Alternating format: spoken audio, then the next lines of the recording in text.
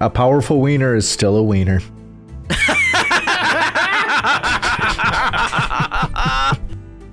Welcome to Forge of Lore, where we tell stories through Dungeons and Dragons. My lovely YouTube friends, we need some help today. I have a little job for you, but first, I'm going to tell you a little story. The careful half-elf with a scar on his chin scanned the crowd with a stoic expression. His hands were shoved deep into his pockets as he searched for a good mark. And suddenly, there he was. He appeared to be young, always a good sign of naivete. He was standing next to a few unique-looking individuals, and the careful half-elf took note of each of them. The man he'd chosen carried a bag on his hip, but was otherwise unburdened in appearance. Any valuables he might carry would likely be in that bag. The careful half-elf observed the man's gray skin with curiosity. It was contrasted by a strange golden substance that appeared to weave over his muscled arms and up to his shoulders. The careful half-elf smiled and inconspicuously checked to see if anyone else was watching him. Satisfied, he crept forward and reached a greedy hand for the bag. All right, my friends, now is the time for a good old stealth check. Roll a d20 and leave the results in the comments below, and let's see just how careful this guy can be. All right, who's ready for some D&D? Roll it!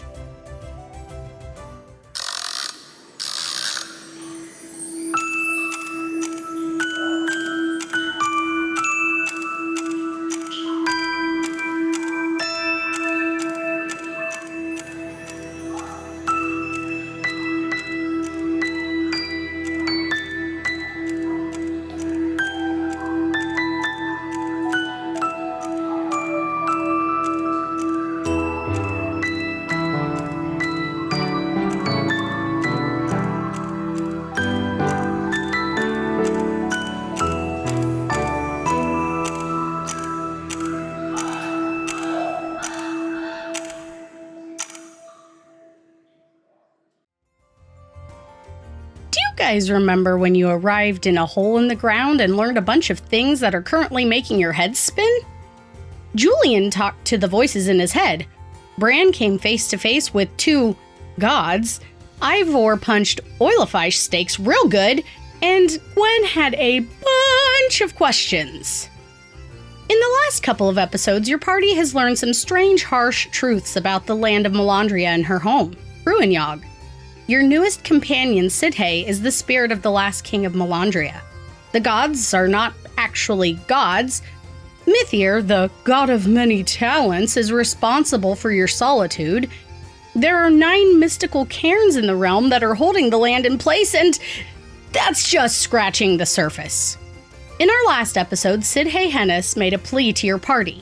He needs your help in locating a cairn in the southern region of the Unclaimed Desert in order to travel to Cruinyog and discern whether or not it is safe for all of Melandria to return. Afterwards, your group had a chance to speak privately, in which time Bran saw the ghostly figure of Mithir himself, spying on you with a smirk. He vanished quickly, and Bran realized that he was standing next to the ethereal figure of the mahogany-haired woman. She squeezed his shoulder, and vanished as well. Further into the afternoon, the voice in Julian's mask emerged and made claims that there was an individual in their party who was familiar with its existence. Willow Lostfeather. In hearing this news, Julian confronted the Wood Elf to get more information. And that is where our story continues. So Julian, here you are, face to face with Willow as she is speaking in low tones about a very private, very personal issue. She claims that her mother was trying to kill her because a voice in her head told her to do it. She's wrapped her arms around herself, clutching her bronze locket in a white-knuckled fist, and refuses to make eye contact with you as she speaks slowly. Okay. She continues. My mother tried to kill me because she was simply listening to a voice in her head. Of course, she and I never spoke about it in person. All she ever told me was that I needed to wake up, that she would do anything to revive my true nature. Boring details aside, Mud and James helped me put an end to her madness. And after she was dead, her very meager estate was left to me. I couldn't bear to set foot in my childhood home, so James and Mud offered to help. There wasn't much, honestly, mostly spell components, herbs, potions, supplies to make scrolls, nothing of real value, but James did find a journal hidden in the ceiling above her bed.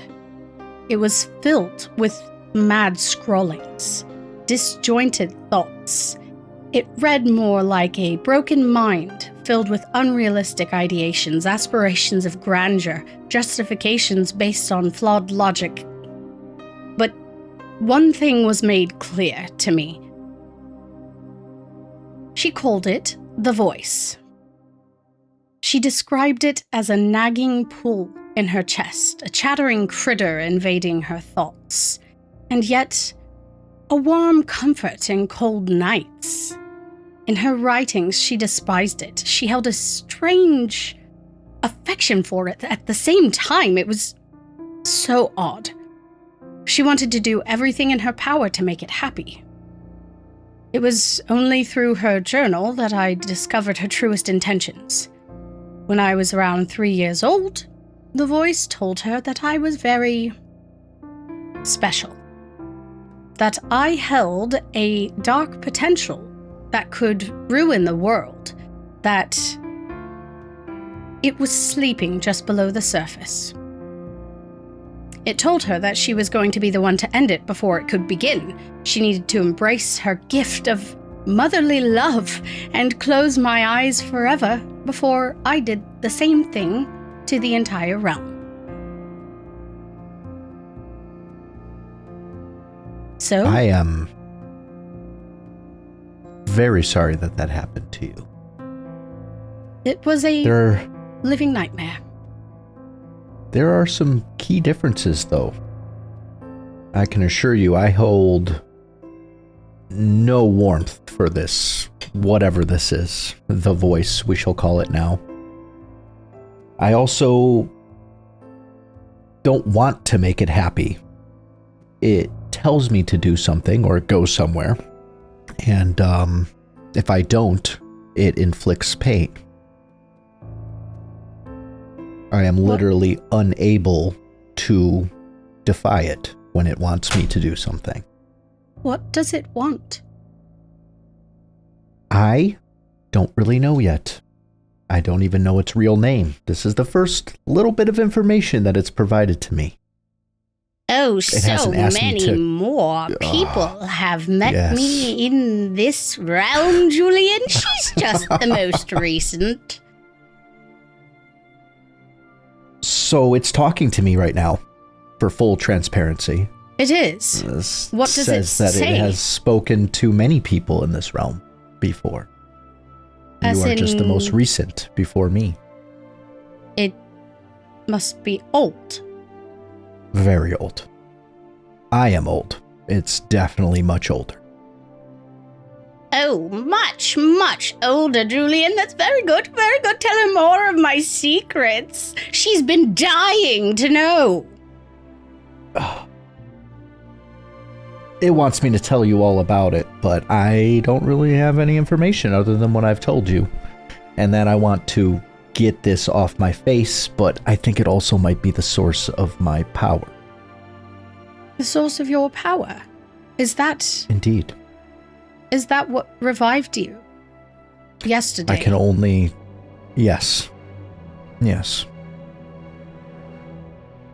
Why is it interested in you? And you're... I'm sorry for asking the question, but I need to be clear. Are you, also being told to kill me? No. It hasn't told me to kill anybody. And if it did, I don't think I would do it. Well, I don't know why it thought I was so much of a threat at the age of 3. But I don't know what it stood to gain from my death. Well, it failed. and it doesn't seem to want you dead now. Oh, I never did want her dead, Julian. The voice is like ringing inside your brain. It's like rattling your skull as it speaks every single time. It's saying that it never wanted you dead. Maybe your mother misunderstood or had a different perception of what the mask was telling it to do, or the voice. And she pauses and she looks at the mask, almost like she reaches out, almost like she wants to touch it, and then pulls back. What do you want? And you know when she asks this, she is not asking you. And you hear the mask in your head as it says, "It was never intended for her to actually die. Lilith was simply a means to an end. She completed her job, and she did it quite brilliantly, I might add. Willow is special and has much to do. She is going to fill her potential. Without the challenge that her mother presented, she would never have ended up exactly where she is, and that's where I needed her." Apparently the mask has you right where it wants you. It says Lilith, your mother, I imagine, was a means to an end. And Very cool. there was never any intention for you to die. It seems like the mask, the voice, just wanted you to be more powerful. And fighting your mother got you to that point. "And what do you want?" She gets real fucking stern. Even though you can see the fear in her eyes, she is like, bitch, fucking come at me. I hold out my hand for her hand, as she already withdrew it once. I said, "You can touch it. The others have as well. You might be able to get more answers. It can't hurt you." Are you certain? It seems to be stuck, and it hasn't outwardly hurt anybody since I've been back. It did zap a little, if I recall correctly. It did, which I find very interesting, but that is the only time that has occurred. She kind of slowly reaches her hand up and places her fingers on the mask. Boo! And no, I'm kidding. You feel... You feel a spark of essence flow through the mask. Not unpleasant, not pleasant, just a spark. And the edges around the mask where it meets your face, where it's fused to your skin, begin to grow warm. Not hot, just warm. And you feel the voice in your head go, "Oh, I have waited many, many decades for that touch. I've had my eye on her, but, she's not the only one I've led. Just like you, Julian. I've led you here. But the funny thing about leading is figuring out who exactly the leader is. The challenges that I placed in front of her, this woman before you, this wood elf of unassuming greatness, it was your idea." It was my idea. Oh, yes. Do you say that out loud? Yeah. What was your idea? She kind of pulls back a little bit. To be clear, I do not remember. Full transparency, the mask says it was my idea to have it start talking to your mother. I prepare a misty step. Just in case I need to run away. I cast fireball. No, I'm kidding. She kind of wraps her arms around herself again, looking away and sort of kind of backing away a little bit. And she goes, "I see. also, it was a manipulation tactic, which, on top of the physical and mental abuse that I took from her, it came from you? How old are you, Willow? I'm 77 years old. Oh, see, I was in the middle of not remembering shit, to be completely honest. I've been gone for 200-300 years, something like that. When I was 15 years old, my mother tied me to our kitchen table while my father was out hunting. And she was going to perform a ritual on me. She told me that it was all for the greater good. And that when I died, I would understand everything. And my father came home. I don't even know why, but he came home and found her in the middle of what she was doing before she could complete it. She turned on him, and in a moment of sheer desperation, I broke free from my constraints as a burst of magic left my body. I wanted to protect him. Instead, I killed him where he stood, because I couldn't control My lord. it.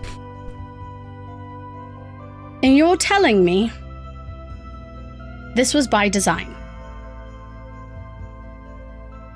Apparently so.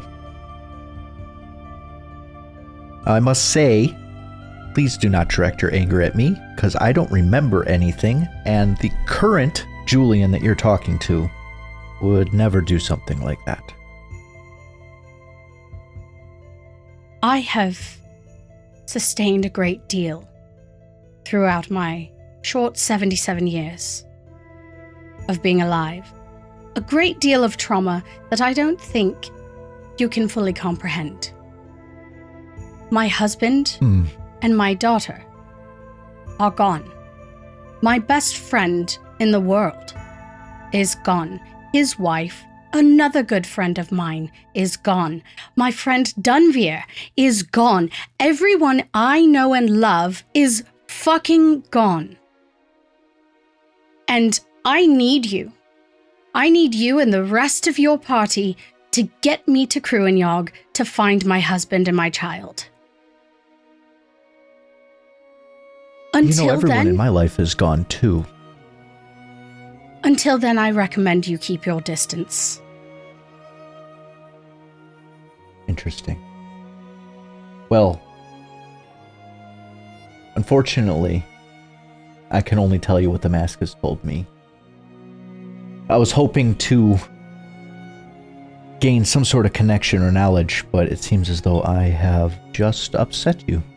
I apologize, and I will get you there if I can. And hopefully, we can find some answers together. And if it so happens that I have done these nefarious things and manipulated your mother into trying to kill you, which in turn had you kill your father and lose everything, then you have my permission to exact justice. I will not fight back. I learned long ago that revenge is not a path I wish to walk down. Despite what I've been through. I said justice, not revenge. Justice, if I did revenge, all those things, they might walk deserve hand in hand sometimes. But, Julian, when we find out who you really are, who you really were, rather, maybe that will shed some light on the topic. Until then, I just need some space. Very well. And then without any further ado, I just kind of turn around and walk back in the room. All right. You see the boy who is up on the sort of second floor. He turns and looks at you as you're walking past, and he just kind of, his brow is furrowed. He wasn't privy to the conversation you were having, but he's just watching you, just looking at you.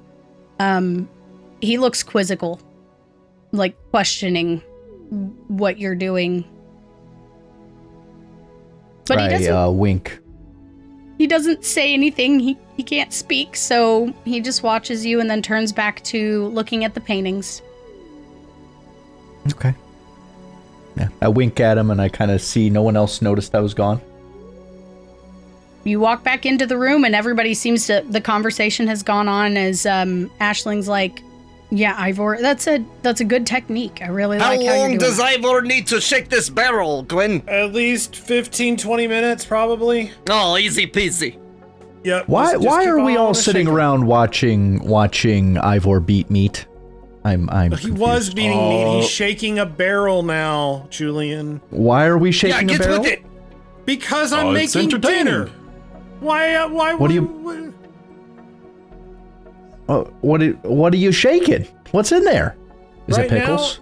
Right now, in that container is a mixture of heavy cream, sugar, a couple of secret ingredients, and eventually that cream is like, I have it like ice around it, and he's shaking it, and that cream is going to turn into like a frozen cream. Just trust the process, Julian.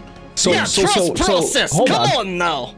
Just for clarification, Ivor was beating a bunch of meat. Yes. And now he's shaking something that contains white cream.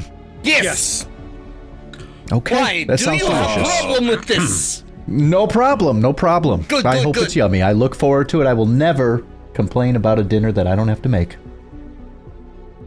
Good. That's just Josh talking now.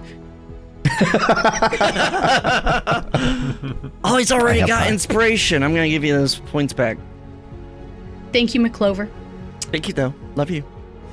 Yeah, so Finish your meal. on a lighter topic, we found Sidhe, and think everything's kind of, well, as clear can be at this point. I think we might have hit the jackpot on who knows the most in Melandria. He seems very knowledgeful. Yes. I am strangely excited about the potential post-dimensional journey we're all about to make together. Yeah, it's actually quite thrilling. I'm not gonna lie. I'm super excited. I was just excited to go back to the desert. Yeah, Are we doing that? Are we doing that today? Tomorrow? tomorrow? Probably. Yeah. Yeah, Rest, I I'm- mean. Unless someone else can send us there. I'd rather just chill tonight. I'm kind of got a thing going over here that, again, Ivor's helping me with, and figured we all need a... After that battle, I'd be good for a rest before we continue our journey. Yes. We deserve a feast. We deserve a celebration, and I'm making that. Agreed. One thing before we relax for the evening, I just want to ask a question. With all of the information we received today, do we trust? I can't believe I'm going to ask this. Do we trust the Peacekeeper with anything? Absolutely not. Ooh. No less than we already did, right? I don't think they're evil anymore, as I did in the beginning, but I think they're a pawn. I think that whatever Alil's connection with Mythir was, I think it was fragile before we did whatever we did. From the way he worded certain things to like, they're always watching, to the way that he kind of like made sure we were in like his private space before talking. Like he seems that almost very, I'm getting hostage vibes a little bit. So as much as I want to trust them, and I feel like we can maybe on some things in the future, as long as they're tied to Mythir and are kind of like Mythir's envoy, I probably shouldn't. Yeah, he's been in my life from the beginning. I mean, I can't believe that I'm saying this, but I feel the less he knows, the better. I feel like he has some sort of connection to Mythier, whether it's voluntary or not. I agree with you, Gwen. I think it does seem to be a bit of a hostage-y situation, which makes me really, really angry, and I'm tempering the urge to punch something or slice something with my axe right now. And you see her hands tightening around the edge of a chair, and she releases it slowly as she realizes what she's doing. If anybody is trying to cause harm to Alil, I will remove their head from their body. So, speaking of which, should we be worried that Mythier was here listening in on us? Probably. Was he there in the other room, Bran? Did you see him in there? No. I didn't see anything in the other room. Yeah. I mean, we could probably pretty much assume that he heard our entire conversation in here, but I don't know what that means. To make me feel like something has shifted somewhere, because if the gods can hear everything and they know, why didn't they reset? Why haven't they tried to stop Sidhe from taking the Saga? Why, if they hear that we're about to go to this other Kruinyog place, you would think that'd be immediately I'm materializing, don't go, or something, but they're not doing shit. Yeah, I'm a little nervous that we haven't seen anything from them yet, which makes me feel like they, A, can either not do anything, or B, have something else up their sleeves to stop us. I don't know, I'm nervous. I'm waiting for the other shoe to drop. Well, if the Fearsome Four were going to the to Kruinyog and you were there to stop them, what sent you there to stop them? I'm trying to leave this plane. Well, first of all, we didn't know that's what they were doing. We didn't know they were going to be there. We've had this conversation. Willow and I were sent by Alina to check out the cairn because they received reports from Sidhe that there was some sort of magical essence emanating off of the cairn. So we went to check it out, and apparently information... Sidhe also sent the Fearsome Four there, so... He didn't send us. We weren't supposed to know, but Alina, her involvement with the Banfey is very secret, so he had no way of knowing that information was going to get back to us and that we would check it out. So maybe he wanted to stop us from doing something to screw up their ritual? I don't know.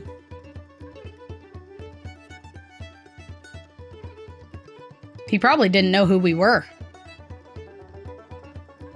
And at that, you hear footsteps as Sidhe is coming down the stairs, followed closely by Phelan. He comes walking down the stairs and he goes, "No, I did not know who you were. I had received word through Magnus, a companion of ours, who foresaw the Banfey being there, but of course we had no idea who you were. We assumed that you were perhaps there to thwart our efforts, and I do apologize for causing any harm." And Aisling kind of nods. It was a misunderstanding, it seems. It truly was. Well, I think it's time to celebrate. Gwen, Yes! What do you got for us?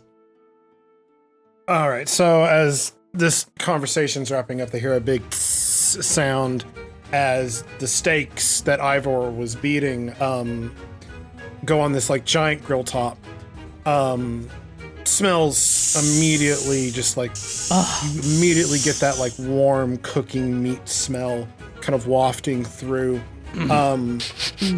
Gwen's on something different today. The meal is doing this, and I'm tasting things, and like as we're going here, and then finally, just in like a whirlwind, I disappear for a second, go back into my cast, come back and forth. There's a couple all over the place. If you watch for like 5 minutes, it's just like it looks like Gwen's like 5 people doing 5 different things at once. And kind of just in It's this chaos space. cooking. Very chaos cooking. And at the end of it, you see kind of sprawled out for everyone in this big community style. There are 2 drink options, which is going to be a blackberry mead. This is from the first celebration that we had. It's the same keg from the first celebration we had back at the Salona Mead Hall. Blackberry mead was one of the options for drinks that night. We are also having pine straw Sprite, which is when we were in the pine areas with Jake, collected a bunch of pine needles, and so I've made a mixture of that, sugar, which is kind of fermented for only like 3 days, and it's turned into this lovely Sprite. And then for the main, we have the Olafeist steak, which has been tenderized by Ivor, is going to be served with a Mugolio pine cone syrup. So I took the pine cones and turned that into a syrup, and that is drizzled over the steaks with grilled leeks and whipped sweet potatoes. Oh my God. And for dessert, we will be having blackberry pie to go with the blackberry mead, and fresh vanilla ice cream that Ivor has been shaking in a barrel. That sounds amazing! Good! Thank you so much! Please eat, enjoy. These are literally, this meal is our first few weeks together. This is literally just from beginning to where we are now. This is a representation of what we've done. This was very thoughtful, Gwen.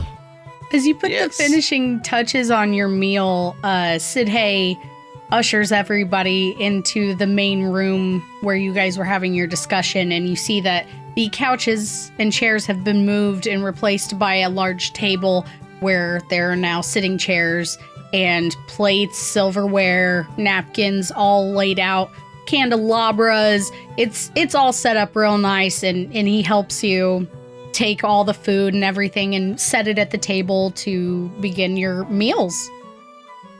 I did not run this by Emmy at all, but I'm going to ask Love here. Emmy, you know why, but everyone who eats probably should do a Constitution saving throw. Yes, please. Okie doke. Is it You against have a minus poison? D4, Oh, wait, Steve. doesn't matter. Oh, minus D4. Oh, chat. And I would say if they on. fail, they're going to want to eat as much as possible. Too late. All right, Julian, what did you get for a Constitution save? 15. All right, Bran. 9. Ivor? Fitting 12. Okay, I'm going to say Julian is the only one that passed. Guinevere, would you And like I've got to zero explain? con. Well, I'd say you barely passed, Julian. You've been around for a little bit, so that actually makes more sense. But as y'all eat this food is, you've never had food like this. You've never tasted anything like this. There is like, you've had leeks before, not what the heck is going on. Like, it feels like just everything, every bite you consume is just, you don't know how to describe it. It's some of the best things you've ever put in your mouth, period. Oh my God, Gwen, what did you make this with? It is so good. What? Oh. Well, everyone, seeing as that the end of the world is potentially happening, I decided to literally do something taboo. And this entire meal is made with salt.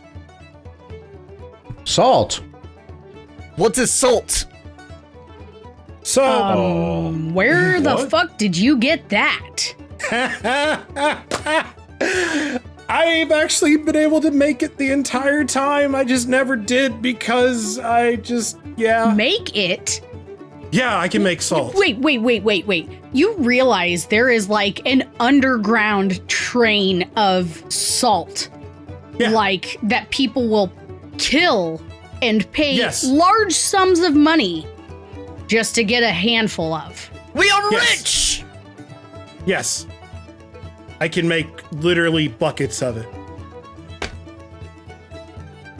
All right. See, Wow. so my cask here, kind of pull up my cask. It's a really, really cool cask. Okay, besides it letting me go inside to my own little pocket dimension where I can literally cook and make alcohol. It also has like these little like gems on the side of it, and if I press this one, there's mayo, and if I press this one, it's beer. And if I press Dip this that in one, the mayo and then in the beer. if I press this one, it's regular water. But this one, which I never really like touched before, this one makes salty water. And What would the purpose of that be? Oh, I don't know. I don't know. I've no reference on it, and I've just always had it, but I've never used it because, again, I knew it was salty water, but I never thought of like using it. But If salt makes things taste this good, salt water must taste amazing. You must give Ivor some salt water. you don't want it in high amounts. So again, I've been secretly experimenting with it. And again, there is a black market and no one is supposed to use it. And again, it's very controversial in the cooking community. Yeah, Ivor, don't tell anyone in public. Don't Ivor mention. doesn't want to. Ivor just wants salt. to eat and drink it all. Give Ivor We salt will be water. murdered. I'm just gonna put that out there. Yeah. 10,000 platinum or not, we will be murdered. So they can try. Since this group is, we're doing things kind of crazy anyway, why not go out with a little bit more of a bang? Plus, I've been doing research and on days where I've eaten salt and no one else has, and on those days I find that I can keep water better and I'm a little bit more, my muscles don't hurt as much. And so yeah, this could actually help the group in the long haul. I've attended a few dinner parties where salt has been present. I've been lucky. Oh my gods, they've got nothing on you, Gwen. This cooking, fuck.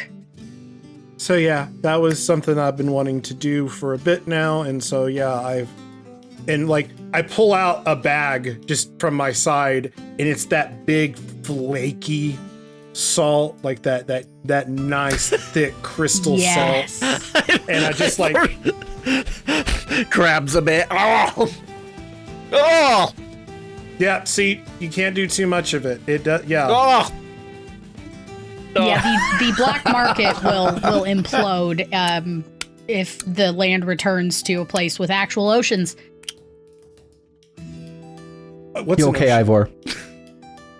Oh, I was saying that to chat. Sorry, that was not in character. I didn't know if Ashley was saying that. I was like, No. what's an ocean? Did No, your dad Aisling tell has you no idea where stories? salt comes from. Ivor is great. Thank you for asking.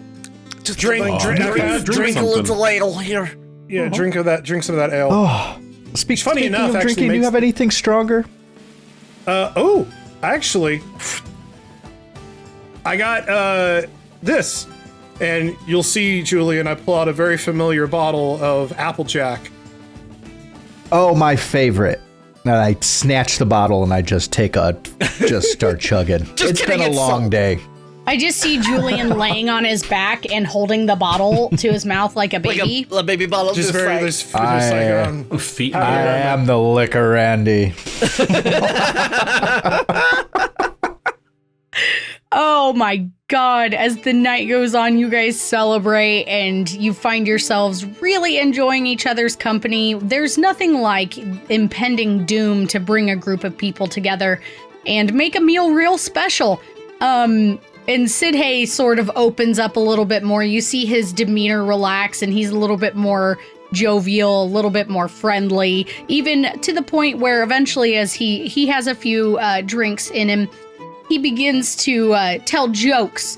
I don't have any jokes on deck, but he starts telling nerd jokes about like books and research and science, and it mostly goes over all of your heads. A few of them land for you, Gwen, but you're like, huh. But he's just laughing to himself, like he just thinks it's funny. Get them or not, Ivor laughs way too hard. To get to other side! That is good! I know, it's a wonderful joke. I heard it from a low council member once. It was a wonderful time. This is good, that is good This is stuff. delicious. Yes, Gwen. So while at the height of the party, the celebration, and he's doing this, and everyone seems kind of distracted, I want to find Phelan, lock eyes, and kind of give a. I was going to mention to you, with your passive perception, you noticed sometime toward the beginning of the meal, you realized she wasn't at the table. Oh, then I will go look for her. All right. As you walk out into the sort of foyer, you don't see Phelan anywhere, but you look over to the right and you see the like hanging curtains and blankets in front of the room that leads to her bedroom, and that kind of seems like the only place she might be other than maybe outside. Check her bedroom. All right. So as you pull the curtains aside. Oh God, I should have fucking brought Talespire up so long ago. I worked so hard on this room and I want to show you guys. Do you? Yeah, Well, always, baby. you can't take it in to Nope. take everyone into the... I'm getting there. No, but you can take me in. Yeah, well, take me into Talespire. Raising. We still doing Aw. phrasing? I was I could tell jokes. Oh, please. Regale us with some jokes. Knock knock. Hello? No, Ivor, you say who's there. Knock knock. Who's there? The mask. That is good, yes. That wasn't the punchline, but Oh. yes. Oh, this is still funny. Willow looks over Wait, at the you mask and you who? see fire in her eyes. The mask who? Exactly. Exactly. I don't get it. And All I right. just start chugging. Continue.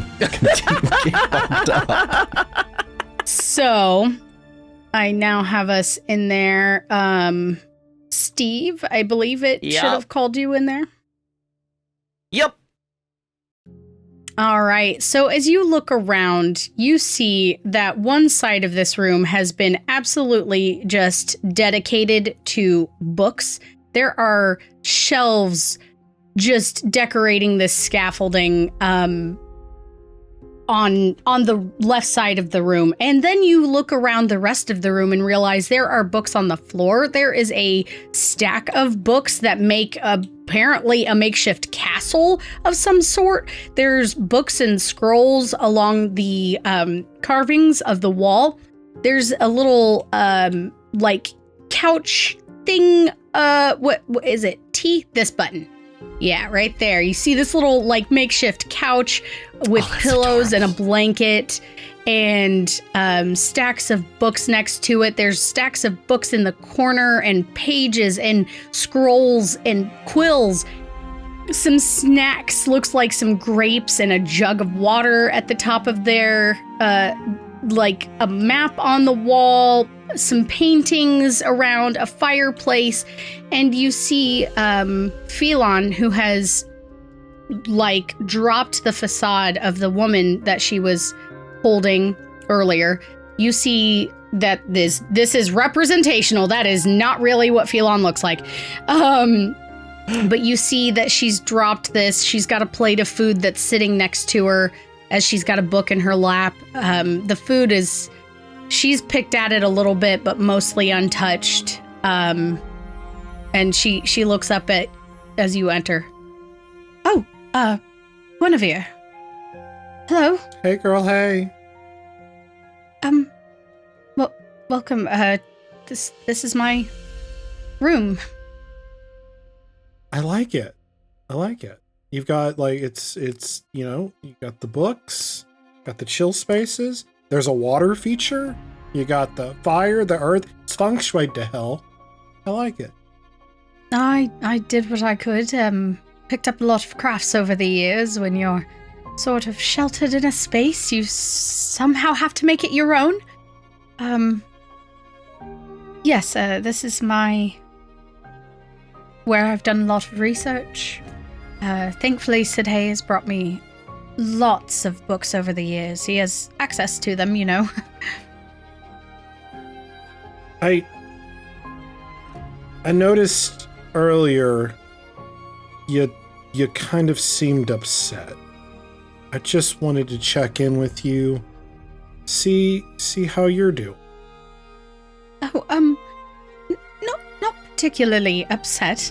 Just some of the news we received today was a bit striking. I knew most of what Sidhay told us today.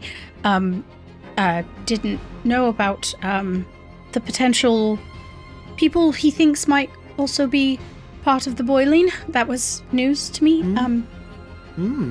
Yeah. Any of the names not bring up good feelings? Oh, gods. Go ahead and roll me a persuasion check. You do have advantage on the screen. I don't need it. Oh! I love that confidence. Swagger, bitch. 21. Ah, hell yeah. I did, yes, I did recognize a name. Abby Jewel? I know her a bit. When you see, months ago, when we were preparing to infiltrate the plagued ruins, Sidhay sent me to Kalashta City to work with the technocrats in order to get the device created to get us through the ruins without contracting the plague, which was quite the task. One we weren't sure was entirely possible to complete. I had, at that point, done a lot of research on the High and Low Council, the technocrats, and their hierarchy. And I knew of the representative, Ian Jewel. She's a Low Council member, incredibly intelligent halfling. She's at the top of her game right now. She's very innovative. And in my research, I also learned of her daughter, Abby. She's been climbing the ladder. It's a very challenging ladder to climb in the technocrats. She was known for getting into a bit of trouble here and there, but she had top marks in all of her classes in the Inside Academy, completed everything at an accelerated rank, like incredibly intelligent and accomplished. And she has this natural knack for any tech, but also a bad habit of speaking out and landing herself in some hot water. She was becoming well known at that point in the institution for inventing new and incredible toys. The technocrats were very, very interested, and she'd even patented a couple of designs already at this point. Her future was very promising. She was sort of the perfect in I needed to create the device that we required. And we knew she would keep a low profile so as not to panic the general public about the plague.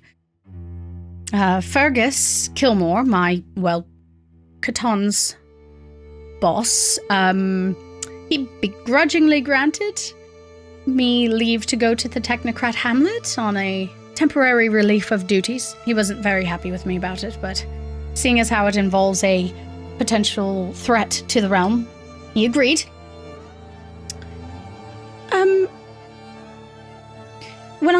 When I met her, however, everything sort of changed. She has this air of confidence in her skills that rivals the parts of me that could never even imagine such strength. She's fiery and passionate, harsh at times, but there's a quiet kindness that never leaves her eyes. Did you fall in love with her? My intentions were to befriend her and use her knowledge to further our quest, but she, for lack of a better word, she bewitched me at once. Right, sure. Listen, my relationships with people, friendships, acquaintances, they are few and far in between. I've spent most of my life here, hidden away in this hovel, away from everything and everyone. I've lived within my books, ledgers, and attendance sheets, council meetings, and financial records, with the occasional fictional tale to liven my spirits. Making a genuine connection does not come naturally to me, like it does to you, Guinevere, especially one of the romantic variety. And up until that point, the only person I've ever made a connection with was Catan, which, of course, you know how that went. Right. So, when I met Abby and felt that same thing, that intangible draw to her, I don't know. It was like magic, better than magic. It was perfection, and I didn't want to waste a moment of it. I'm not ashamed to admit I fell in love with her. Completely and absolutely. It's been months since I've seen her face, and the sheer thought of her smile fills my stomach with butterflies, but Gwen, she only knows me as Catan Highland. She only knows the mask. I was honest with her in every way that I possibly could be, but to maintain the facade, of course, there were lies to keep her at arm's length. She doesn't have any clue who I really am. And I could have accepted that I'd never see her again, that I'd never have closure to that chapter in my life, that she'd occasionally think to herself, I wonder what happened to Catan. But now we've just learned that she may be part of the boiling, and if that's the case, I will have no choice but to eventually tell her everything. And I'm terrified of what will happen when that time comes, to tell her that I am me, whoever the fuck that is, and not the person she'd come to know and shared so much with, the person she may have even... I'm terrified for a plethora of reasons, but most of all, look what happened when I told you the truth. Most of you detested me, and with good reason. I mean, I couldn't blame a single one of you for hating the choices I've made. I feel like that was more like not a failure of who you are as a person, but just you don't have salesmanship. Yeah, so that was just, like the way you packaged it, Yeah, well, I don't know how to package anything. I don't know how to... people. Man. We need a stronger alcohol if we're going to keep this conversation going, because I, too, struggle with people. You are the most natural at people that I've ever seen. Or ever read about. That means my disguise has worked perfectly. Even have you fooled. Come now, Guinevere. You... Oh, no. You no, are no, I'm the not. hardest to convince of anything. Your eyes, it's like you saw right through me. Just because I can do so to others does not mean that I have the same ability to look inward upon myself. I question everything I do. I am constantly on guard. Every smile, every gesture you see of me, everything that I do is meticulously calculated. I literally have, conversations planned ahead of things that I do. Everything is so meticulous. I constantly put up this facade because the real reality is that I have no idea what's going on. Hello. And as Same. someone who has, God, what do we even call this? It's not a condition, but just an ability. As strange as ours, Presumably the first of our kind? whatever that means. Right. I've had multiple, like you said, romantic entanglements. I think love is probably the most important thing that we can hold on to. I think it's the most raw. You take anyone, really, and the word love is thrown around, but I feel like there's so many different versions of what love is. There's love that I have for Ivor because, God help him, he's so dumb, but he's just so sweet and pure and He is wonderful. innocent. And I think that naivete And very is strong. actually, yeah, it's wonderful. And I love him for that. Bran in his, honestly kind of similar vein where it's just like that, the simpler way of looking at a situation, looking at it through just common sense instead of just, trying to overthink it and just look at it really see it for what it is. Julian, oh God, what's not to talk about that guy? He's got the mystery Such a thing. mystery. The intrigue, the hair. Who even is he? Who knows? And it's part of what makes him hot. It's just the truth. Sorry. Not had to really say my it. type, but yes, I see. No, I get it. He's got that thing going where I like all women and some men, but he's got that some men thing. He's in that category. You know what I mean? Yes. Yes, I get that. We're getting off I get topic. that. We're getting off topic. The point being,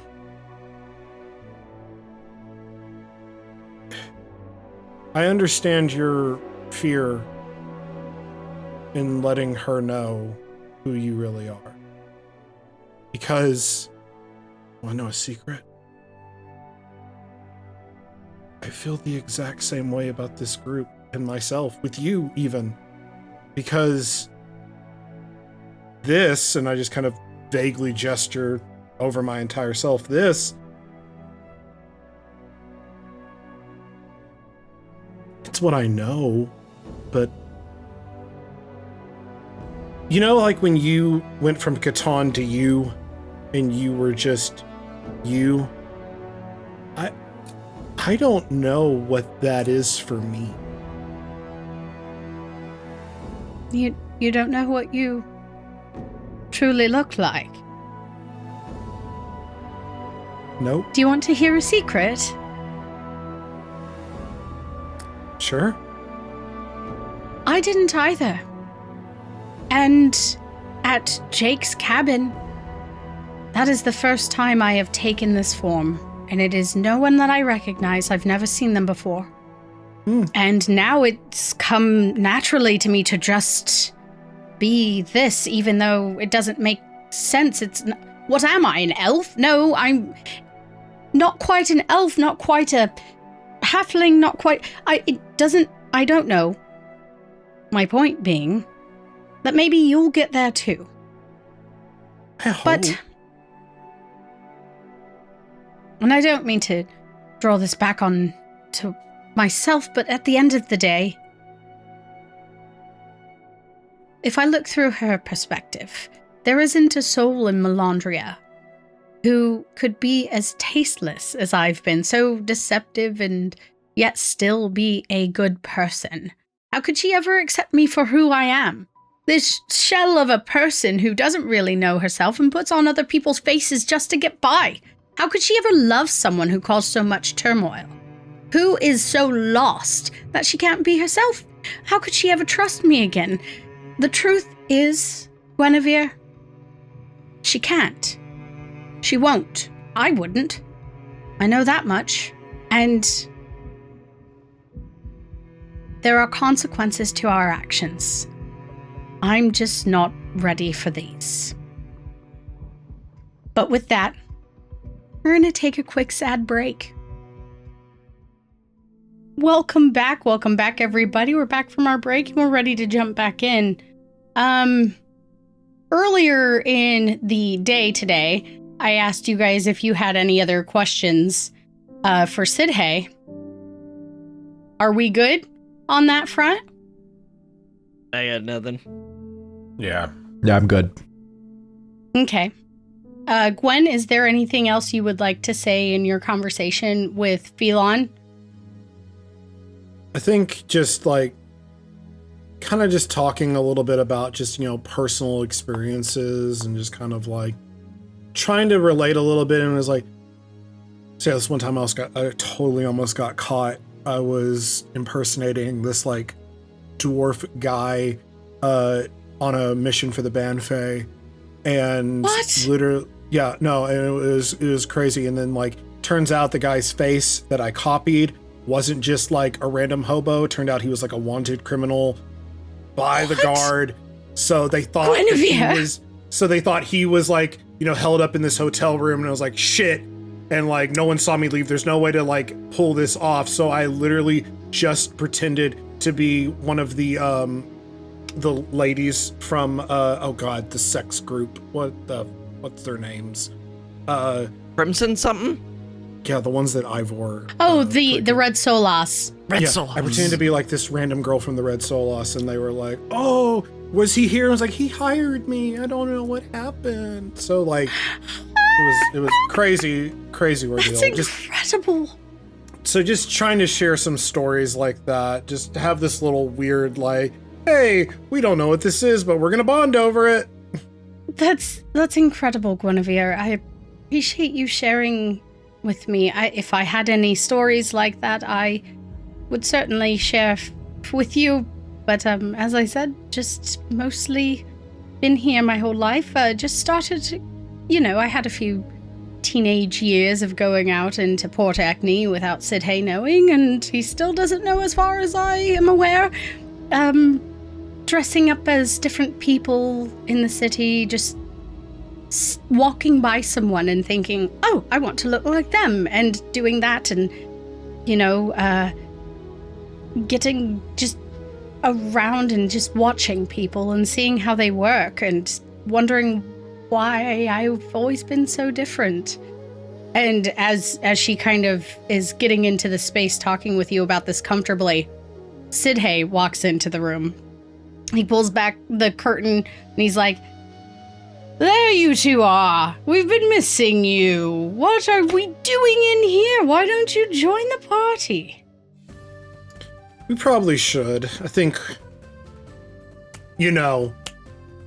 as a dad, sure you get like people being like, ooh, you have this thing, and like, ooh, you have this thing, and we're just kind of bonding over the...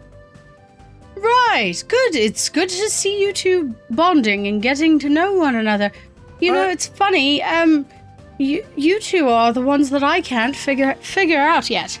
You don't fit in the story just yet, do you? No. Guinevere, I'm vastly curious. I've done my due diligence and tried to find out as much as I could about you as possible. Where were you born?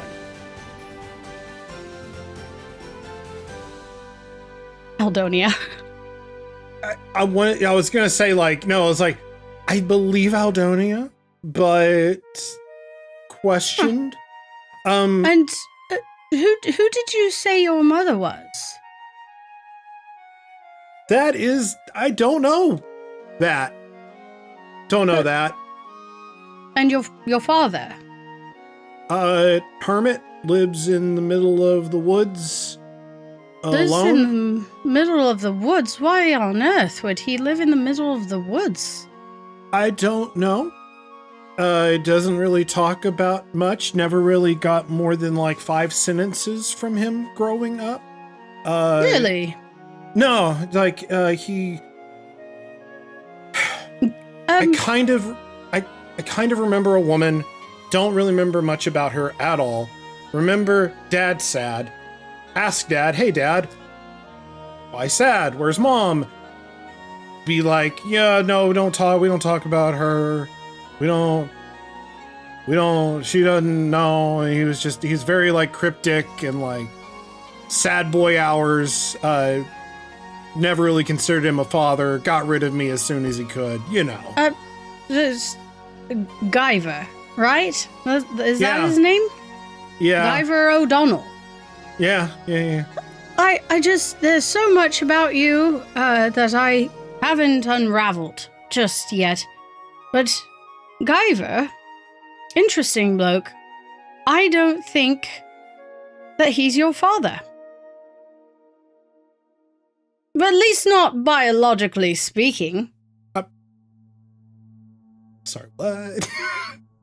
I don't know. There's no records of him ever taking a wife, ever taking a lover. He's been a very solitude type man his whole life. Yeah?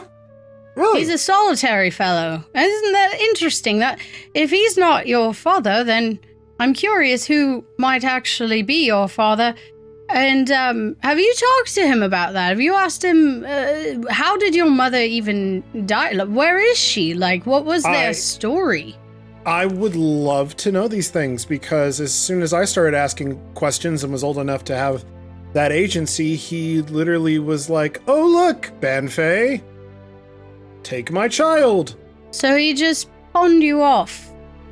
Yeah, as soon as I got old enough to like really start, like around like 9 or so, like it started. He doesn't sound like a very good father. Now, granted, I'm not a father. I mean, Phelan's my daughter. You're always been my daughter. You're always gonna be my daughter. But I have not fathered a child. And Phelan's like, oh, we're having this conversation. Good. And he's like, It's all right. I've never found anybody who's really interested me. I mean, there's been a couple of blokes in the past who've, very handsome fellows right. and good with a few drinks, and we'll just see where the night takes us. But no, never been a woman in my life to give me an interest. I never really had children. Anyway, my point is, if you were my child, I would have cared for you as much as I could have. Just like my daughter here. And Phelan's like, yes, all right. Maybe that's enough drinking. I know about the fox. The fox? Yeah. Like when you took Phelan and like had her kill a fox, and it was like, oh, us, and like there was a whole moment with Phelan looks at you and goes, what? You know about that? Oh, yeah. It was whenever we had our first like little mirror world moment. Oh. Yeah, it was a really Right. touching, beautiful moment. Kind of sad, but also like I could tell you were as much as you could be a good dad. I did my best, but Phelan's very special, and she needed special Where care. did you find her? Well, you see, back 49 years ago, soon to be 50, my darling. Soon to be 50. 49 years, no, it was about 46 years ago, actually. She was about 3 years old. I happened to be walking to the market in Port Eckney, and I saw this little girl sitting by there were a pair of trash cans, and I saw her. She was just watching people and picking up little things that they would drop, like she picked up an acorn somebody dropped, and she was very invested in it and was looking at it very studiously, but no one else was around. She was all on her own. So I took her. I went to the Chimera and asked about any missing children, and they could never find anyone looking for her to claim her. So I felt instead of sending her off into some sort of system, what better person to raise her?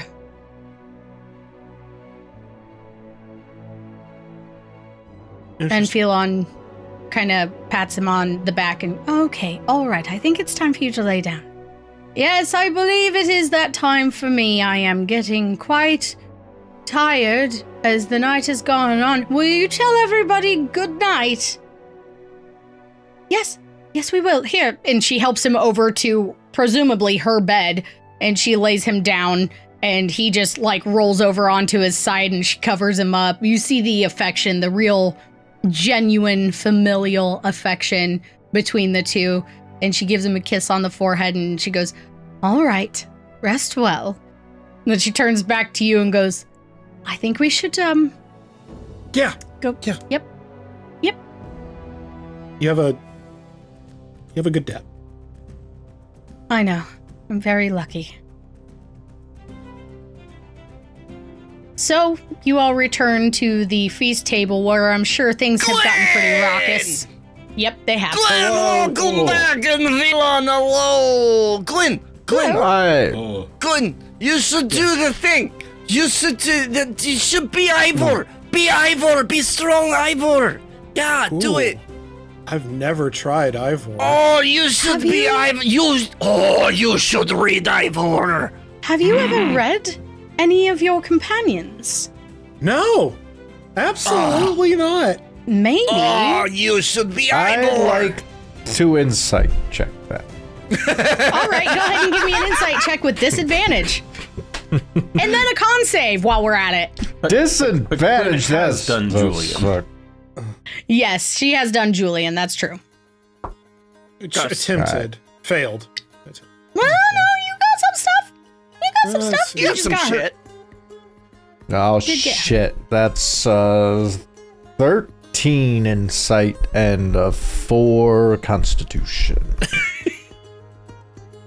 In the middle of questioning whether Guinevere's telling the truth, you get this look on your face as you're staring at her, really squinting and trying to discern if she's lying. And suddenly you get it. You're like, yeah, I think she's lying. I think she's bleh! As you puke. Real quick question, Guinevere, were you lying? No, except I forgot that I tried to read Julian, but no, not intentionally lying. Yeah, Julian, you realize even in your stupor, no, she wasn't lying. No, I mean, she's not correction. I did try to read Julian once, but whatever the fuck that boy's got going on in his head. I right. got a lot of problems. lying. But you've never read Ivor. Maybe For the now's the bitch ain't time. Yeah, I don't know. Why not? You guys want? Why not? Fuck it. I need to catch up with y'all Be anyway. Ivor. I'm gonna take All right. 4 shots, really back to Guinevere- back. Yes, shot. As you take your shots, go ahead and give me a perception check and then an insight check. You may use guidance. You do have advantage on the screen if you need it. Oh, be Ivor. This So is it's a gonna be dirty amazing. 20 for the perception check Okay. on the first roll. For insight, Ivor has never seen Ivor. I will use my advantage and Oh no.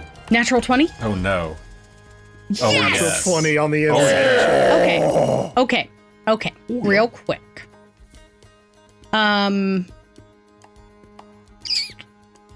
For as you study Ivor, the Turn into a strangest thing happens. You know his face, you know his shape, his structure. You've done this so many times. It is not new to you to take on the shape of somebody that you've seen. And to everyone else's shock, as you try to embody Ivor, you turn in... I'm sorry, let me find it real quick just to make sure I'm on the right track here. You turn into a brassy dragonborn with incredibly bulging muscles. Oh, the other sentinel! And you do see, in between the scales, peeking out, you see blue swirls and knots shining beneath the scales. Whoa, that's what Ivor looks like! Oh, You no. look pretty good, Ivor. God damn. Whoa, Ivor looks good! Yeah! He's Wait a like minute. posing like he's in front of a mirror. Wait a minute. I know this. Hmm?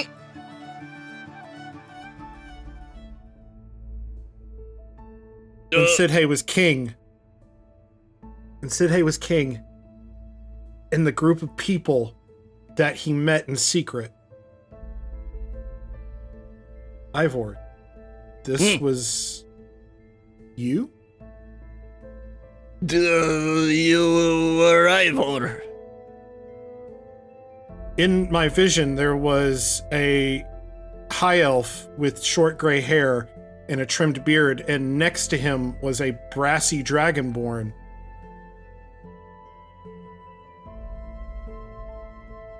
Oh, that think is this is- past Ivor. You are past Ivor. Whoa, we. Well, that's weird. Now Guinevere, with your insight check, Steve, Yeah. are there any stories you would like to share with Guinevere? As it starts to rush into you, it's darkness. But the darkness is interrupted with a faint flickering light that grows brighter and brighter until it reveals itself as a kind of campfire. But it's not a campfire. You look around and you're inside of a sort of yurt or hut. And you are very low to the ground, sitting in front of the fire, trying to keep warm. But you're just shivering in the desert cold night. Smoke rises up through the hole in the top of the yurt. A large Luxodon drapes a blanket over your shoulders and you wrap it around yourself tight, still shivering. But you remember just the smell waft over you. The smell of cherries filling your nostrils. The best way to keep warm is from inside out, Ivor. A female Luxodon hands you a cherry pie, smiling warmly. You can feel the warmth off of it in the fire as it fades away into another memory. Natural 20. Let's get the good stuff. You are suddenly, it's daytime in the desert in an encampment. There's warriors walking by. You're in a sort of tent with rows of tables and benches. Some people eating, drinking, chatting it up. And sitting across from you at your table is a red-skinned female tiefling. You're chatting it up. But you're not quite remembering, you're not quite hearing what the conversation's about. But she gives you this smile that just fills you with warmth. And you can't help but smile back at her. And then that fades away. And then, ooh, what's a good one?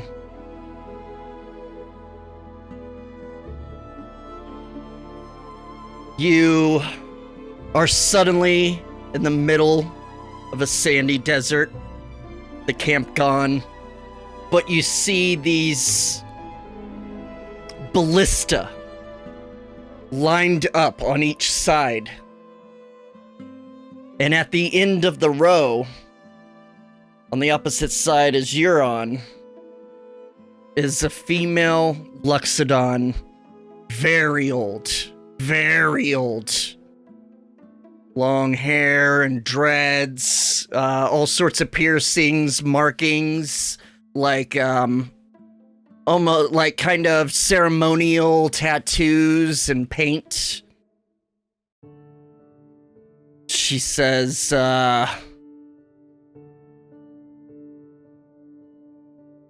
if you are to control yourself, You must try to control yourself. You have to, your power seems activated by energy, by your demeanor. So we must trigger it, but you must know. You have to make it to me.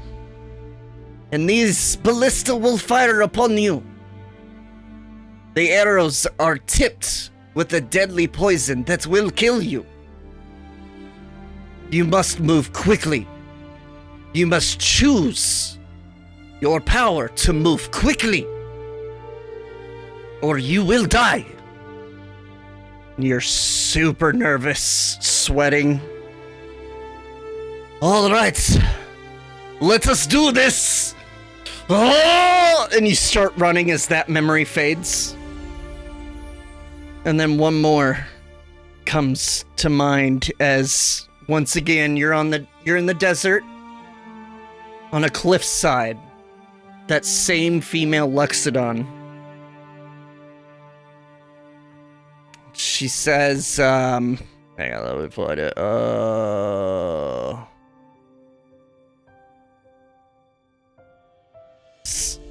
Grizza will get you across the expanse.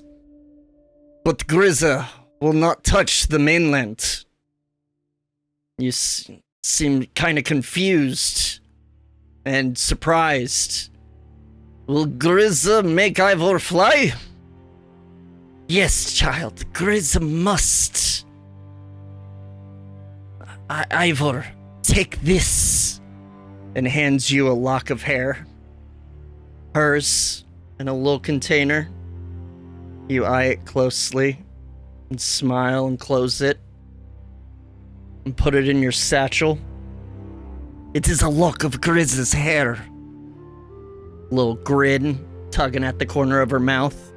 When Ivor is alone or needs to know that there is another out there, Ivor can use it to scry on Grizza. Oh, thank you. Grizza has great feeling Ivor will find answers on the mainland where there were none with the Nizlun. Ivor must not seek them out. They will find Ivor. Patience, child. And then it all fades away and you come back? Question mark? Before you come back, with that natural motherfucking 20 up in this bitch, Oh shit, I'm gonna get some new. Let's go. You have memories that begin to come faster now, as the first ones were sort of slow, like the beginning of a nice song. And they sort of speed up quicker and quicker. And you realize in this memory, you're in the Salona core. Or at least you think you are. It's a little more downtrodden, little more sad state of affairs around you. But you are in the middle of a brawl with a Goliath man who is bleeding from the nose and ear. He seems to be missing a tooth, and he is winding up to give you a punch, and that memory morphs into another that's very similar, a different opponent, but over and over, you keep seeing memories of these opponents gold exchanging hands as you are quickly gaining traction in the city, and you're becoming a name. You're making a name for yourself, and it's strange as you are in this flood of memories. You are transitioned, and it feels like similar to when you and Phelan shared your moment, and you ended up in that area that was starry and the purple carpet. It feels like that. It feels like you've broken through some sort of invisible barrier, and you see a man standing before you. Oh, is this Jake? This is Jake standing before you. And he slaps his hand on your shoulder, gives a little laugh, and he goes, Drager, it's been a really wild time, my friend, but I think it's time to say goodbye for now. And you say back, you know what? I hate to say it, Jake, but I have a feeling this is the last time we're ever gonna speak. And Jake says, yes, I don't know what Julian has planned, but I haven't heard from him in weeks. The rest, they're all in the wind. Everyone's hiding. And you kind of fold your arms across your chest and you go, it's probably wise at this point. Mithir's fire's gonna be on our tails pretty soon, and it's not gonna be pretty. Not to mention, when they get the info back to him, Mithir's gonna be pretty pissed, but I'll have my axes waiting for him as you put your hands on your hips and you've got 2 hand axes strapped to your belt. Magical in nature, by the way. And Jake goes, well, until next time. And you reply, until next time, brother. And you're pulled from that memory and find yourself returning to your friends, who are all still talking about the weird dragonborn form that you're in. No, this Ivor kind of wishes he looked like this. This is That's really pretty badass. nice. I'm not gonna lie. Look at all the scales. So tough, like touching like your scales. Oh, so tough. Big muscles. Hello. Hey. Drager What? Drager. was your name. Draga, Draga Phelan? From from what Jake told us. He gave us those names, Draga Phelan, Yeah. Oh, yeah. Midna Odell, Elia Boyle. Yeah. So Yeah, you apparently are. Drager and Jake and Julian, BFFs. You got that from my memories. I will just yeah. not remember that. Well, this was before you, Ivor. I think it was like one of Drager's last memories, and him and Jake were like, "This is gonna be it. Gonna be the last time we see each other. It's okay. Until next time." But as soon as like we do what we're gonna do, and Mithir finds out about it, he's gonna be pissed. That's heavy, man. And you had hand axes. You had two. Just like these. Yeah, and then I saw you as a child in Cherry Pie, and then you talking to this red tiefling girl, and you kind of had all warm and fuzzy inside, talking to her. And then I saw like your epic battle training of dodge the poisoned arrows to get to the other side. Yeah, and then like Grizza being like, I will make you fly, child, here's my hair. Oh yeah, Ivor remembers that. Yeah, that's So yeah, fun. And this fun. This specimen before you was you when you looked like this is so like this. small though. Look how small you are. Oh man, Ivor changed. Ivor like this. I think you should box. Y'all, I want to see. We should fight. Ooh. Ivor, current Ivor fights past Ivor. A battle of the wits? Is this defeating your super ego? What are we doing? Stop hitting yourself. Anyway, I think wow, it might be time for bed. My gods, we've got a long day ahead of us tomorrow. We got a bunch of searching we got to do.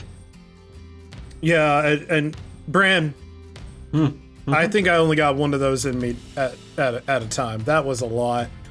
Next time. Next party. Yeah, we're gonna next have to time. see who you turn into. You turn I don't want you into to feel whoever left out. Bran used I don't want to you be. to feel left. I don't want you to feel left out. Again, I tried to do Julian, got like a half thing from him. But Now I've done Ivor. I have a question about that, What? actually. Yeah.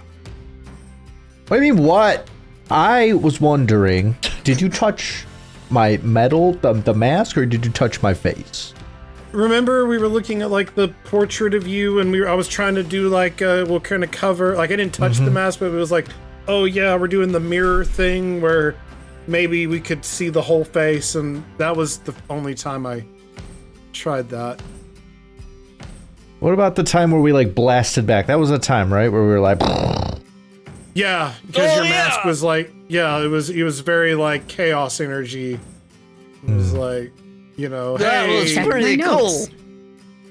why are you poking around in here, bitch? And it was like, Listen to it again. It was really cool. We should try it again, and then you just focus on the normal, normal side, and forget about the other side. The Julian side, not the mask side. Guinevere placed a hand on Julian's shoulder and the other on the mural. So yes, she did touch Julian. To get that in. No, Ivor remembers you were touching his shoulder. Very smart. Yep, Very that is smart. Ivor. Much smarter than Dragonborn guy. Oh my I think god. you might be the smartest in the group. I will say, I am very curious about Bran, but do we really want to do this again? Like, I think it's best to wait. Yes.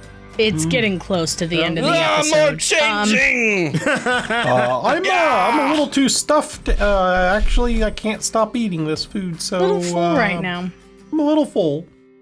All right, so There's you guys, more on the floor over here. You Don't guys tell me that. continue this conversation. Oh my god! Long into the night, and before you know it, it is late. Aisling is already laying down in one of the bunks. She's chosen a top bunk, oddly enough, and her arm is hanging over as she is snoring before you guys have even, decided to go to bed yet.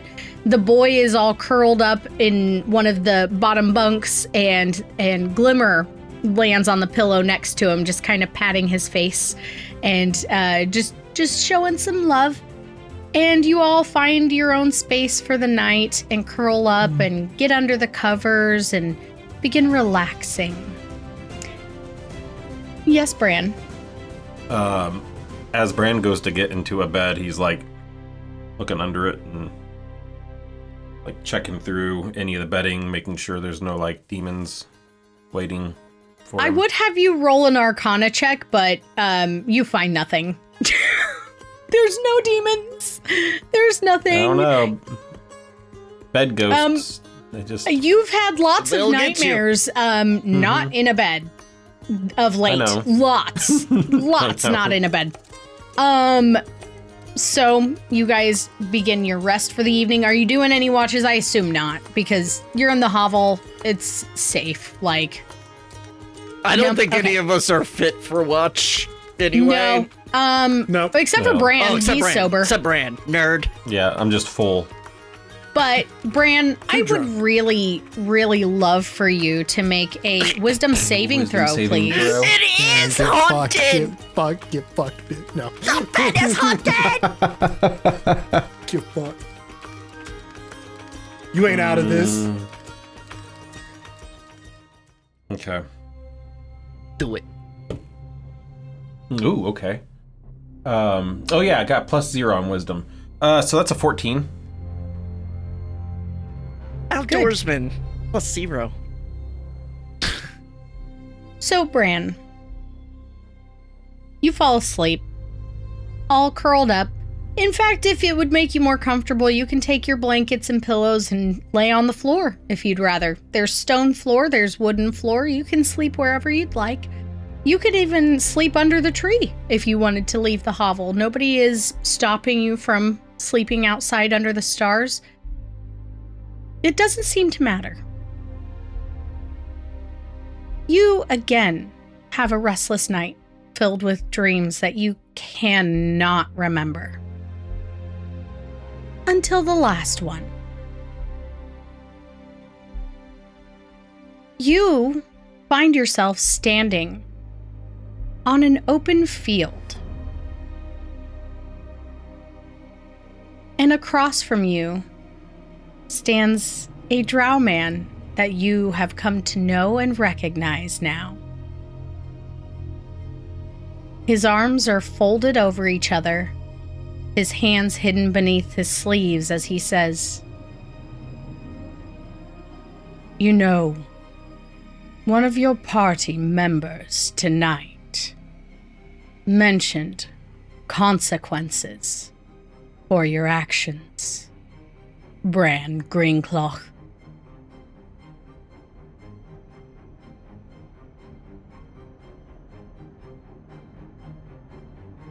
Yeah? Do you think there should be none for you?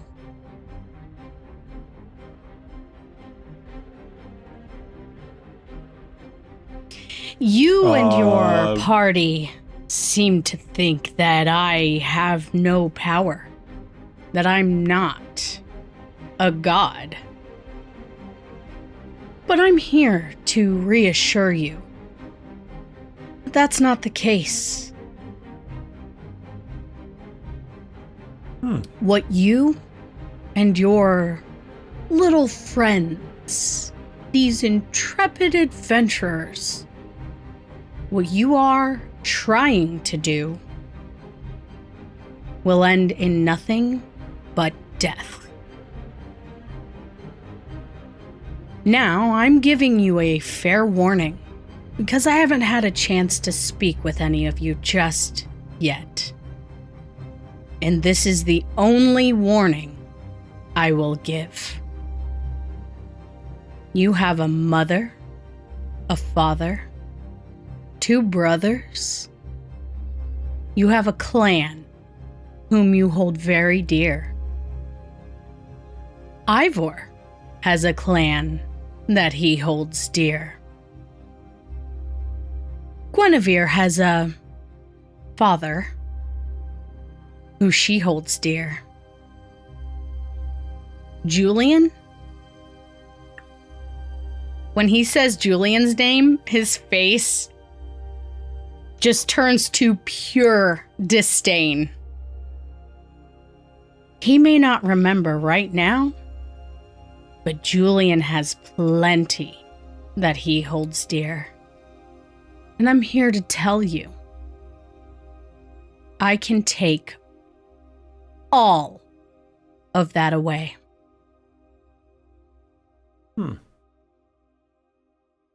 Doesn't seem like, something that God would say. Trying to threaten innocent people from things that they had nothing to do with. Are you innocent? Now, on the other hand, I'll accept any consequences for actions that I have actually taken. But nothing for actions that I haven't taken yet. You have committed to a plot against myself and the rest of the gods of this realm. I am Are you stood scared witness that it's to gonna your treachery. work? You know what, Bran? I can see speaking is not going to work, so maybe some action needs to be taken. And maybe once you see some proof of my power, you'll actually listen. And his voice on that last word grows deeper. It is primal. It is filled with rage. And you feel yourself. You feel shaking, shivering, fear take hold. And real quick, we're going to turn to the morning. Just for a moment. Thank you for that wisdom save, Bran. Mm-hmm. The morning arrives quietly. There are small sounds coming from the kitchen, but nothing alarming. Probably Sid Hay in there prepping coffee.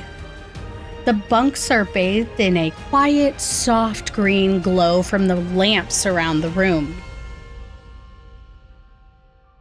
Gwen, you awaken to see Glimmer fluttering around, and she's going from person to person to person, seemingly checking on each of them with a bit of quiet speed, like she's trying to be silent, but is also sort of anxious.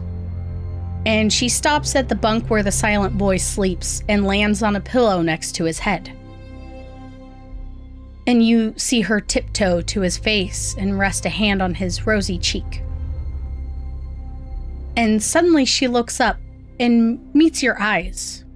And at this distance, her face is difficult to see, even though she has a natural glow to her skin. You feel like you see panic. What would you like to do? I'll rush over, of course. The rest of your party members begin to stir. Bran sits up, drenched in sweat, gasping for air. And as you walk over to the boy, he doesn't seem to be moving. Other than he's breathing. But Glimmer's trying to shake him, and he isn't waking. Hello? Small child? Hello?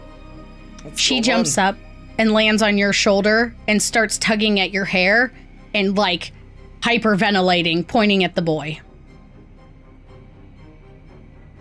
Aisling? What's going on? Sits up. What's going on? Need you over here. She jumps down from her bunk immediately and rushes over. Yes, Bran? Think Mythier did this. What do you mean? What's going on? Did what? What is happening? What? He visited me last night. And, Really? Yeah. Ivor didn't hear him. We didn't have a pleasant conversation. He said he was gonna show me that the consequences mattered. What? And as you say that, Sid Hay comes walking into the room holding a tray with a bunch of mugs on it. There's a coffee pot and a tea pot on there as he walks in and he goes, "Good morning, everybody. What is going on? What is happening?" And then all of a sudden he stops. "I'm sorry. I had a bit too much to drink." No. And he falls over. Catch him. Whoa. Catch him. Run it. Can I Ivor's running dexterity over to something him. to try to like catch him so he doesn't hit his head? Yes. For sure. Go ahead and roll a dex save or a dex. Would that be just a dex check?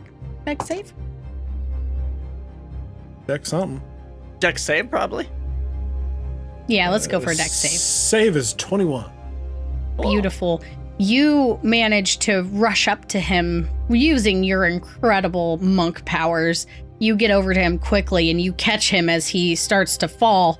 And the tray leaves his hand, the cups clattering to the ground, glass breaking, liquid going everywhere. And you hold him in your arms and he's like still conscious as he looks up at you and goes, What is happening? Guinevere, Ivor, Bran, and Julian, please make a wisdom saving throw, not for charmed. Or frightened? Nope. Okay. I would also, if you'll let me, I'd also like to look around to see if I see Mithir and... Go ahead. You have Make an advantage Arcana on check. screen, Julian, and... What about magical sleep? Oh. No. No? Okay. I used the advantage earlier for the natural. Oh, my okay. bad. Thank you. All right. I did Julian, use what that did you advantage. get? Gotcha. 15 plus 5, dirty 20. Nice, Bran. I got a 16 on the wisdom and a Okay. 19 on the arcana. We'll get back to that Arcana. Ivor? You said wisdom is 21. And Guinevere. 24. Okay. Bran, as you look around the room, standing over, there's like a table with, it looks like a map of Melandria on it, and some books and scrolls there. Standing next to the table, you see Mithir standing, completely invisible to the rest of the group. But he's standing there with his arms folded, and he slowly turns and looks at you and says, "Consequences for your actions." But that's a story for next time. How dare you? It was very rude. Small man syndrome. This guy drives Listen. a lifted Ford truck. He Listen, Nuts. An F850. he may not. According to Sidhay, he's not a god. And if he's not a god, Sidhay did say he is incredibly powerful. So taunting What a makes a powerful god? individual, probably not a great idea. So we'll have to see what happens, what the consequences are. A powerful wiener is still a wiener.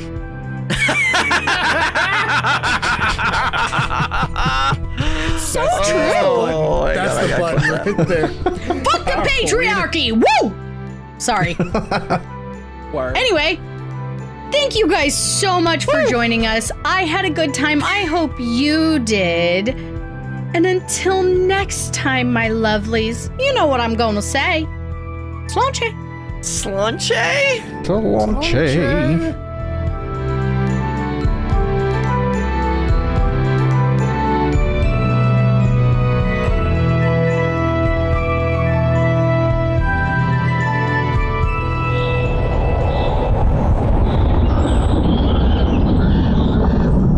I'd like to insight check that.